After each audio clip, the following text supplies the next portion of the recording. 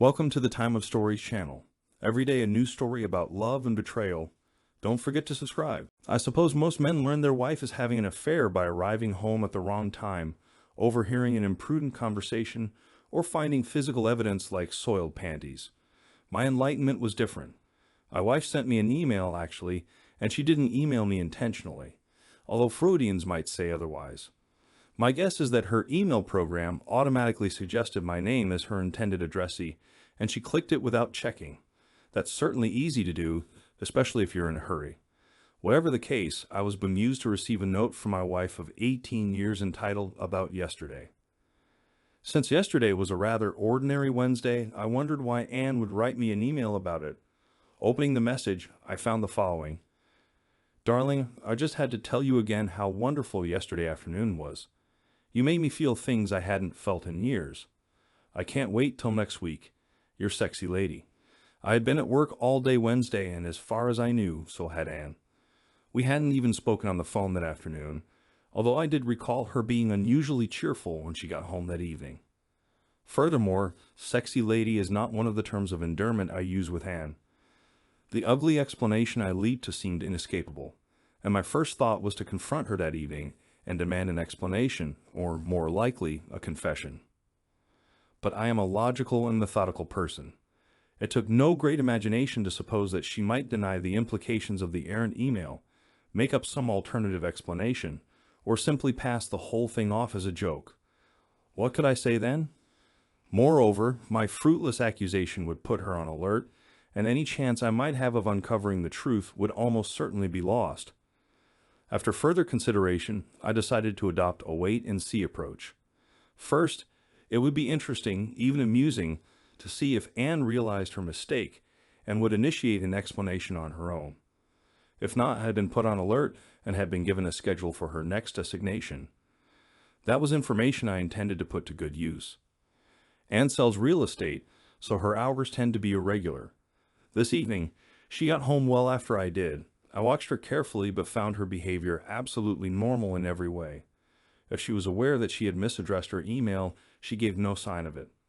I, in turn, made no hint that anything was amiss. The whole evening was routine.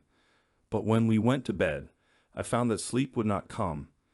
Instead, I lay there wrestling with my problem, looking at it from every angle to see if I could unravel the knot. One possibility, of course, remained that there was a completely innocent explanation. If this were so, I would not only make a fool of myself by acting rashly, but I might even do harm to our marriage. I loved my wife, and the last thing I wished was to do something that might drive her away from me. Alternatively, if the email was indeed the smoking gun that revealed an affair in progress, then my marriage was already in jeopardy, in which case I would have to take action. Just because I try to control my emotions doesn't mean I don't have them. As I tossed and turned in my bed, the pain of my wife's possible betrayal ate deep into me. After lengthy consideration, I concluded that my only option was to put the issue aside until I could obtain more definitive information. Fortunately, that's something I'm able to do, and once I reached that conclusion, I soon drifted off to sleep. Once I got to work the next morning, I mentally reopened the issue. In the light of a new day, I realized that the coming Wednesday should provide some answers. Accordingly, I contacted a detective agency and made arrangements to have my wife followed. If she did nothing out of the ordinary on Wednesday, that wouldn't absolutely ease my fears, but I would certainly feel better. However, if she engaged in unfaithful behavior, at least I would know the truth and could begin to take appropriate action. Having done all I could do at that point allowed me to set the whole matter aside and go back to my work without distraction. From all outward appearances, the following Wednesday was exactly like any other. Anne and I left for work as usual and returned home late that afternoon at almost identical times. There was nothing about her appearance or behavior that struck me as abnormal or unusual. I sat in the den reading my favorite collection of short stories by Edgar Allan Poe and did my best to conceal any signs of my own unease and suspicions. On Thursday morning, I had an appointment with the detective agency to learn the outcome of their surveillance. While I am not a very emotional person, I can still read emotions in others. When I walked into the office, the detective handling my case avoided making eye contact with me. I knew immediately that I would not like what he was about to tell me. It was as bad as I had feared. Early in the afternoon, my wife had left the real estate office where she works, and the detective had followed her to a cut-rate motel near the airport. He handed me pictures showing her meeting a man there and entering a room with him. The timestamp on the photo read 1:52 p.m. Approximately 2 hours later, another photograph showed the two of them leaving the room together arm in arm.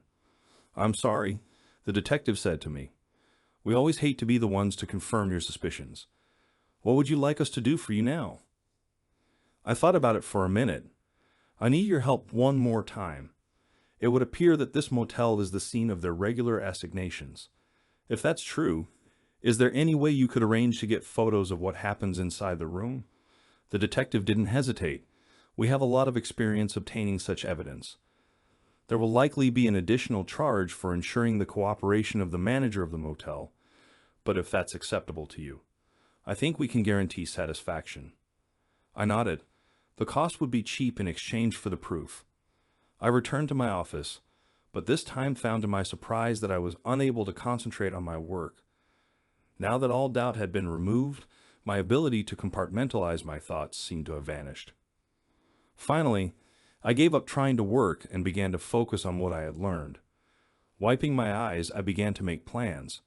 In addition to the confirmation of my wife's infidelity, I felt I had also discovered why Anne had happened to send the telltale email to me instead of him. It turned out that I knew her lover. He was our neighbor, Mark Bradshaw. Since my name is Mac Bishop, the email program must have suggested my name after Anne had typed in the first two letters. Very careless of her not to double-check, I thought, but I suppose lust has a way of distracting lovers. Knowing the identity of Anne's lover further increased my sense of betrayal. Mark and his wife, Bobby, were friends of ours. We'd often dined at each other's homes or gone out to movies together, and I'd never noticed any special spark between Anne and Mark. Had I been blind, or had the two of them practiced the art of deception well? Whatever the case, I knew that I had to do something. The question was what? For several hours, I mentally flirted among numerous courses of action. At times, fantasies of revenge played through my mind, only to be followed by scenarios in which I imagined myself pleading with Anne not to leave. Questions about why the affair started and how long it had been going on plagued me. Anger and self-pity danced with one another in my thoughts. Finally, I came to a conclusion. I not only knew what I wanted to accomplish, but I had a pretty well-developed plan for achieving my goals.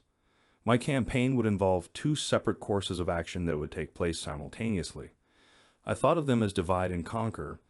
Divide the two lovers and conquer her heart again. For the divide part of my plan, I would use my knowledge of Anne, and to a lesser extent, Mark to drive a wedge between the two of them. With any luck, I could thwart their relationship until they decided to call it quits on their own. The second part would involve an all-out campaign to win back Anne's affection by becoming the perfect husband. At the same time that I was showing her the downside of her relationship with Mark, I hoped to show her the benefits of resuming her relationship with me. I made extensive notes for myself, listing possible actions for each part of my campaign, planning their timing and working through the interdependencies so that each would complement the other. When I had finished, I saw that the essential element for both was the need to pretend total ignorance of their relationship and to keep them unaware of my knowledge. Obviously, this would require a lot of restraint on my part, but I felt that I could do this. I'm good at not showing emotion. I decided not to initiate my campaign until after the next report from the detective agency, but there were steps I could take in the interim to prepare. First, I purchased a recording system for our home phones, along with a voice-activated recording device which I concealed in Anne's car. Tapping our home phone covered that channel of communication, and while I couldn't tap her cell phone, I felt that the car was the most likely place for her to make cell phone calls to Mark. I didn't worry about her calling him from work. The agency had an open plan office, so I reasoned that she wouldn't be likely to hold a conversation with her lover in a place where she could so easily be overheard. My next step was to make changes to Anne's email. Her home computer was already set up to access her work email account. She password protected her system, but I knew where she kept a list of her passwords, and it didn't take me long to gain access. I quickly arranged for a copy of any messages she sent or received to be forwarded automatically to my account. Once I had access to her email, I soon learned that their affair had apparently been going on only a month or so. That suggested they were still in the honeymoon stage of their relationship. My challenge was to engineer an early end to the honeymoon. Having completed the preliminary work, all I had to do was wait until the detective agency produced photographs of their next liaison. In addition to stills, they surprised me by delivering video and audio as well. It wasn't a pleasant surprise. I had steeled myself to see them having sex. What I had not expected were the displays of affection and, dare I say it, love between them. The depth of their intimacy cut deep. It made me wonder if my plan had any real chance to succeed. But I finally decided I had nothing to lose and everything to gain, and so I recommitted myself to the course of action I had planned. My wife is not a patient person, and she doesn't handle disappointment well. I hoped to use that weakness against her to disturb the relationship she had developed with Mark. At the same time, she is very much a romantic, and I felt that might be the path for the other part of my plan. Having a copy of all her emails gave me a decided advantage when it came to planning my program of interference. Their next exchange gave me everything I needed to commence the divide part of my plan. Anne, are we still on for Wednesday? Mark, absolutely. Same time, same place. Can't wait. On the day of their next rendezvous, I took a late lunch and drove over to Anne's office, parking around the corner out of sight. Once she had returned from lunch and gone inside, I casually strolled past her parking lot, took one more look around to be sure the coast was clear, then ducked down beside her car. It took me only a minute to unscrew the valve cap on a tire and let the air out. Then I returned to my car and drove back to my office. Without a membership in AAA and no men in her office, I wondered what she'd do. Sure enough, 20 minutes before she was supposed to meet Mark at the motel, I got a frantic call from Anne.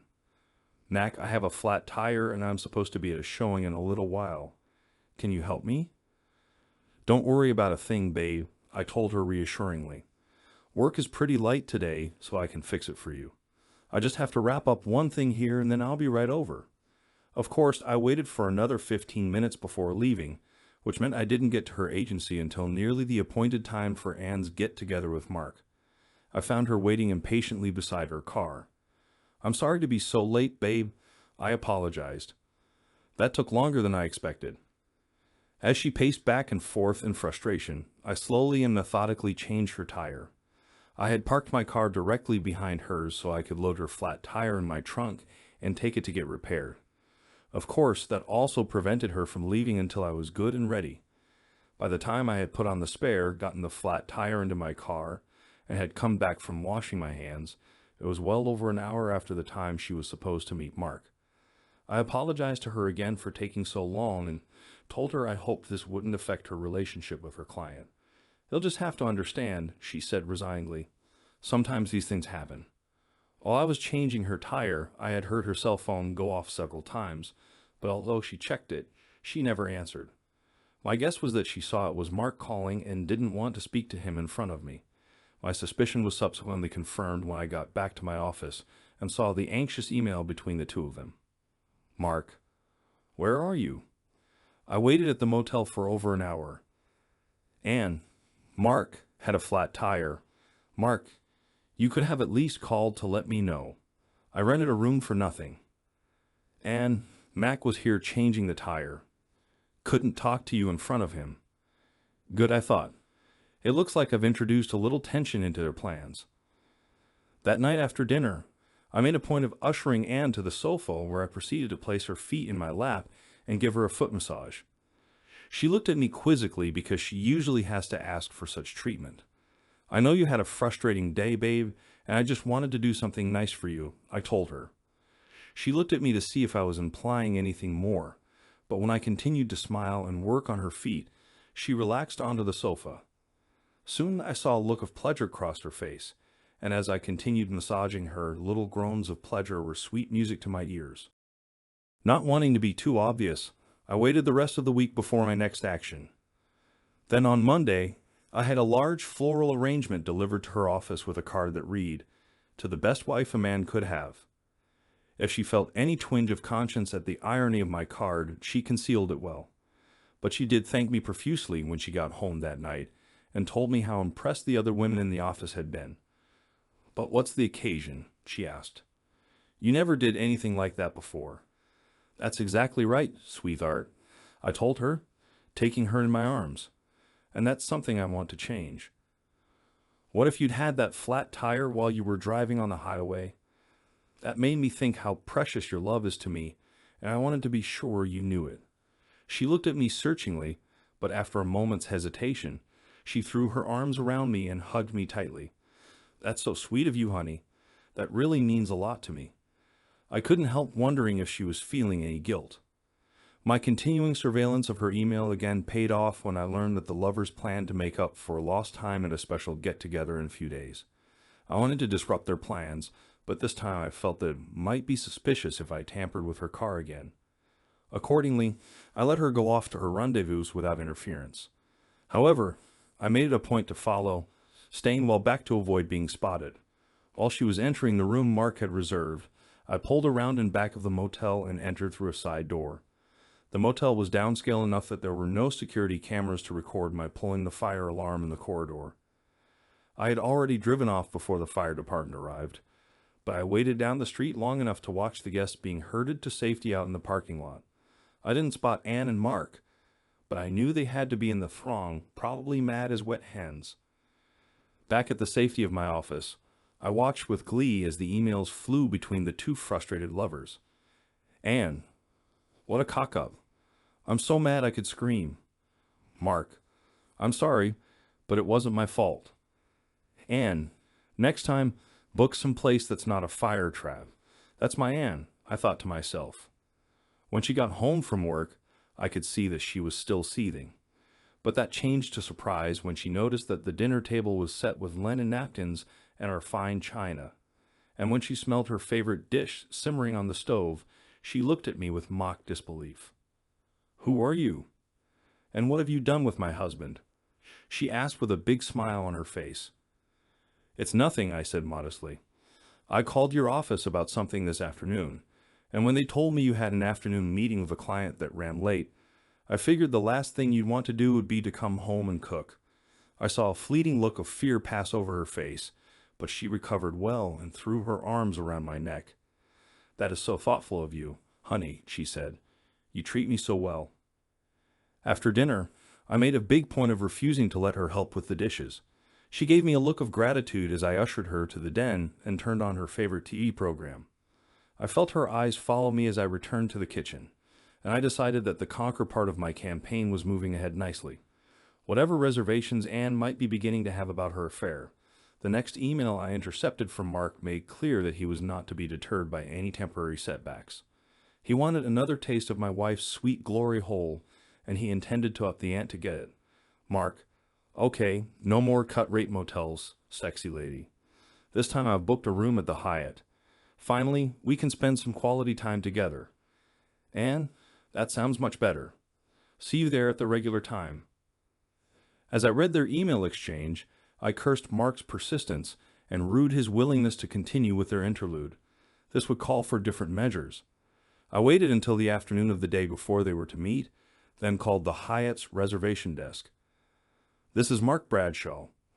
I have a reservation for a room for tomorrow, but something came up and I won't be able to make it after all. I'm afraid I'll have to cancel the reservation." "No problem, sir," the reservation clerk replied. "In fact, we have a big convention booked, and your cancellation will really help us." I smiled in satisfaction. Even though I'd tossed a monkey wrench in the works, I couldn't resist showing up at the Hyatt just to watch what would happen. I found a chair with a view of the reception desk and used a newspaper to hide myself.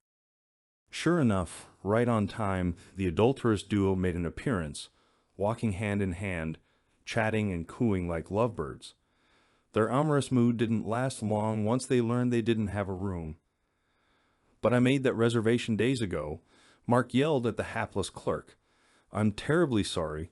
The poor girl apologized, "but according to my screen, your reservation was canceled." "That's ridiculous," Mark huffed. "Very well, make us another reservation." The girl shook her head sadly. "I'm sorry, sir, but the hotel is completely booked up. Unfortunately, with the convention in town, most of the other major hotels are also sold out, You might have some luck at one of the smaller motels near the airport." When Anne heard the last comment, her face turned red and she clenched her fists. As Mark continued to fulminate against the clerk in the hotel, she yanked angrily on his sleeve. "Never mind," she said in a loud hiss. "Let's get out of here. I'm not in the mood anyway." With that, she turned and stalked off to the parking lot, with Mark behind her trying to placate her and tossing out alternatives. It was clear that he wasn't having much luck. I waited until they had both driven away in their cars before leaving my post in the lobby. My work here is done, I thought gleefully. When I got home that night, I stopped her at the door. "Don't even bother to come in the house, we're going out." Before she could object, I took her arm and escorted her out to my car. After holding the door for her, I went around to my side and began to drive. "What is all this?" she asked. "Where are we going?" "I thought you might enjoy a little surprise tonight," I told her with a smile. With that, I turned on the car radio to some soft mood music and proceeded to drive in silence. She watched me curiously, trying to guess what I had in store for her. She became obviously uneasy when she saw me pull into the parking lot of the Hyatt. "Why are we coming here?" she asked nervously. "You'll see," I told her with a wink. Once inside the hotel elevator, I pushed the button for the top floor, and we soon emerged into the Hyatt's rooftop restaurant in their signature rotating dome. When I reached the matron station and gave him my name, he checked his reservation list. "Ah, there you are, right on time," he said. With that, he led us to a table on the outer rim where we could look out over the lights of the city. "Why did you pick this place?" Anne asked suspiciously. "No special reason," I told her untruthfully. "I just thought it would make a pretty setting for my pretty wife." She smiled tensely at my compliment. "But how did you manage to get a table for us?" "I heard there was a big convention in town." "Oh, that was no problem," I said carelessly. "I just called today for a reservation." Anne didn't react to my comment, but I knew my success stood in sharp counterpoint to Mark's fiasco this afternoon. Actually, I had made my reservation as soon as I learned of their plans for a rendezvous. "I've taken the liberty of ordering for you," I continued. "I hope you don't mind." She told me she was grateful for my thoughtfulness and began to relax. She was even more gratified when the waiter brought out an ice bucket holding a bottle of champagne. After we drank several toasts that I made to her, she got really relaxed. When the server brought out oysters on the half shell for the next course, she was delighted. I'm not a big fan of oysters, but Anne loves them. For the main course, the waiter brought out a salmon niswais salad with black olive vinaigrette dressing, and Anne was suitably impressed.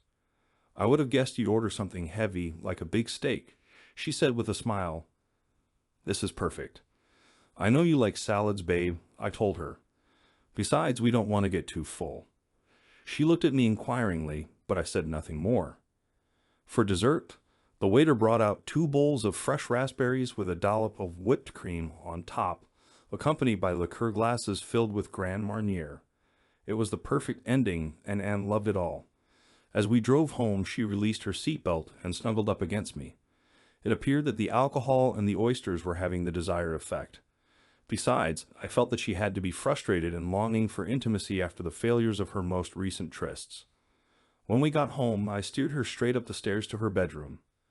"Why don't you slip into your nightgown?" I suggested, while I attended to other matters. When she turned toward her closet, I darted down the hall to the guest bedroom to make sure everything was ready. When I returned, I was pleased to see that she had chosen a sheer black gown that simultaneously hid and revealed the curves of her body. I led her down the hall to the guest bedroom, which was now glowing with scented candles placed strategically around the turned-down bed. As she stood gazing in wonder at my arrangements, I came up behind her and slipped a sleep mask over her eyes. "Touch and smell will be the only senses you'll need tonight," I told her as I led her over to the bed and slipped off her gown. Then I stretched her out on the fresh linen sheet.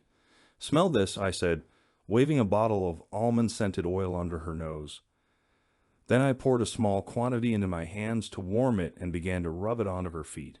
She groaned with pleasure as I gave her an abbreviated foot massage, which further moved up to her entire body and ended with me getting intimate with her. Rousing myself, I pulled the sleep mask off of her face. Her eyes were closed. She had either passed out or collapsed from exhaustion. Taking a deep breath, I picked her up, carried her back to our bedroom, and placed her on our bed. Then I covered her with a sheet, and she quickly dropped off to sleep. I gave myself a quick sponge bath in the sink before returning to the bed. As I fell asleep, I was quite pleased at the way the evening had gone. Normally, Anne and I are on different schedules when we get up for work, but the next morning she made a special point of rising early. When I went downstairs, I found that she had already made coffee and fixed breakfast for me. When I looked at her, her eyes were sparkling. "Thank you, baby. Last night was really something special for me," she told me fervently. "I'm so glad you liked it," I replied. "I know I'll remember that for a long, long time." She beamed at me. I felt that I was making real progress with Anne. But later that day, I intercepted an email exchange that let me know Mark was still trying to get together with her. "Mark, I'm so sorry for what happened at the Hyatt yesterday. I still don't know how they managed to lose my reservation. Anne, I don't know, Mark, maybe it just wasn't meant to be. Mark, don't say that, sexy lady. Let me make it up to you. Is there any chance you could get away on Saturday? Bobby is going out of town, and we can spend the day at our lake house. No reservation mix-ups, no fire alarms, just some hot loving. And Mac always plays golf on Saturday. I could probably get away while he's on the course. Mark, perfect. I can't wait to get my hands on your hot body again." It was clear to me that my campaign was at a tipping point. I felt that both Divide and Conquer were making inroads, but I needed to do something this weekend, or I stood to lose all the progress I'd made so far. Their new plans posed a real problem for me. Canceling my golf game wouldn't work, and Anne could always pretend to go shopping or find some other excuse to get away. I dared not tamper with her car again. Everything might be lost if she became suspicious of me. Unlike with the motel and hotel, there was no easy way I could play games with Mark's lake house. What I needed was some way to make Anne decide to change her plans, preferably at the last minute. Suddenly, I had a stroke of genius, the perfect solution. Even better, the preparations took only a single phone call. I followed my regular routine for the rest of the week, but on Friday night, I found the opportunity to grab Anne's cell phone and swap out her battery for a dead one I kept. If she tried to call Mark this weekend, I wanted her to use our home phone so I'd get to hear the conversation. Most weekends, Anne and I dressed pretty casually. But when I came downstairs Saturday morning, I was interested to note that she had put on an attractive skirt and blouse. Oddly, I wondered what type of underwear she might be wearing underneath. As the time grew near for me to leave for the golf course, I noticed Anne watching me somewhat apprehensively, probably because I had made no move to put on my usual golf slacks and shirt. When it was almost time for my regular tea time and I had made no move to leave, I could almost see the wheels turning in her head as she began preparing an excuse for why she would need to leave the house. Finally, she grew so impatient that she confronted me. "Aren't you playing golf today?" she demanded. Before I could answer, the doorbell rang. Anne gave me a puzzled look and went to see who was there. When she opened the door, she burst out in astonishment. "Miriam, what are you doing here? Is that any way to greet your little sister?" Miriam asked as she came through the door. The two women hugged each other excitedly. "Of course, I'm glad to see you," Anne bubbled. "It's just that I wasn't expecting you." Miriam smiled over at me. "I'm here because your wonderful husband invited me. He called me earlier this week to let me know you two didn't have any plans and to suggest that I spend the weekend. It's been so long since we've gotten together that I jumped at the chance." Anne and Miriam were extremely close to one another. Scarcely a week went by that they weren't on the phone together. But because Miriam lived a couple of 100 miles away, the two didn't get to visit very often. "It's wonderful to have you here," Anne told her. Then she turned to me. "That really was a thoughtful thing to do, Mac. Now I know why you gave up your golf game." "Well, nothing's more important than giving my wife and her sister a chance to spend some time together," I told them. "Now, ladies, I want you to get ready because I'm taking you out to brunch." Then I looked at them again. "Actually, Miriam, you may want to change into something dressier than your jeans, but babe, you look perfect just the way you're dressed now." Anne looked down at herself and blushed as she remembered why she had dressed that way. But she recovered nicely. "Why don't you help Miriam take her bag up to the guest room? While she's changing, I'm just going to make a quick phone call." I watched her walk down the hall, only to hear muted cursing a minute later. She walked back out holding her unresponsive cell phone. "The battery has gone dead," she said angrily. "Oh dear, that's too bad," I sympathized. "But you can use our home phone," I said, pointing to the wall unit in the kitchen. "Never mind," she said hastily. "The call wasn't that important anyway. Now where are we going to brunch?" I spent the rest of the weekend doing one activity after another with the two sisters, trying to ensure that they had a great time. I know that when Miriam was preparing to leave Sunday afternoon, she made a special point of giving me a big hug and thanking me. "You've got a special one here," she told Anne. "Make sure you take good care of him." I thought I saw Anne wince slightly before she smiled and put her arm around me. "I will," she promised. I was pretty sure that Anne would find time during the weekend to call Mark, but I wasn't worried. If the call was made on our home phone, I'd have a recording of it. After Anne went to bed Sunday night, I was able to check the recording device. Sure enough, it had captured a call she made to him early Sunday morning. "Mark, it's me." "Mark, where have you been? You didn't show up on Saturday, and every time I tried to call you, your cell phone went straight to voicemail. I'm so sorry, but I couldn't help it. My sister came into town unexpectedly on Saturday morning, and then my phone battery went dead. I couldn't find a chance to call you in private before now. Couldn't you have gotten away Saturday afternoon?" "I couldn't, Mark. Mac took us all over town doing things Saturday." "Well, what about today?" "My sister's here for the weekend. I just can't walk out on her. I haven't seen her in months." "Well, I felt pretty silly sitting at the lake house with my tool in my hand all day, waiting on you." "Don't you ever think about anything except your tool?" "Fine. I guess I know where I stand in importance to you. Let's not fight about this. Listen, I have to go. I don't want Mac walking in on me." Their conversation delighted me. It sounded like their frustrations were about to boil over, and I felt that I had dealt their relationship a serious blow. I could only hope that it was enough. Eavesdropping on their email on Monday, I found confirmation of my assessment. "Mark, are we still going to get together this week?" "I don't think so, Mark. This whole thing is getting to be too much of a hassle, and it's starting to get to me. Besides, Mac has been really sweet to me lately, and I'm feeling pretty guilty about running around behind his back. I think we need to end this now." "Don't say that. At least one more time." "No, I mean it. It's over." "Well, I can't say I'm not disappointed. You're still one sexy lady, but I understand what you're saying. Maybe it's for the best. I don't want to lose Bobby either, but I hope we can still be friends." "Sure, we'll stay friends, just not friends with benefits." Success? I had managed to insert enough problems into their relationship to cause it to collapse, just as I'd hoped. Now the only thing left for me was to complete the second half of my plan. When I got home that evening, Anne was moody and distracted. Once or twice, I even thought I saw tears in her eyes.